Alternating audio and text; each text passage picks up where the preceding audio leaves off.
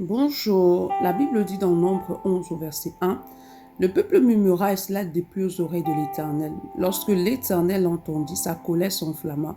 Le feu de l'Éternel s'alluma parmi eux et dévora l'extrémité du camp. Il est important que tu n'oublies jamais que le Seigneur a les murmures en horreur. Il a les murmures en horreur parce que lorsque tu murmures, en fait, cela attire la destruction sur toi. Lorsque tu murmures, en fait, c'est un signe de manque de foi. C'est même une insulte envers Dieu, envers son omnipotence, parce que Dieu peut tout, en fait. Mais lorsque tu murmures, c'est comme si tu es en train de dire à Dieu, en fait, qu'il ne peut pas. C'est comme, en fait, diminuer Dieu, en fait, dans sa capacité à pouvoir agir dans ta vie. Donc, Dieu a les murmures en horreur parce qu'il est Dieu. Donc, tu dois demeurer dans une attitude de foi. Tu dois éviter de sombrer dans les murmures.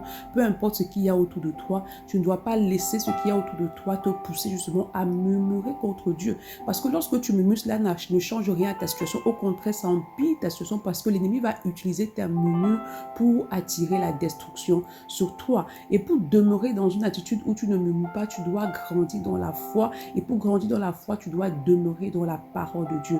C'est pourquoi ce matin, demande au Saint-Esprit d'activer en toi la soif pour la parole de Dieu, afin que cette parole puisse booster ta foi et demande-lui de t'aider à ne pas sombrer dans les murmures.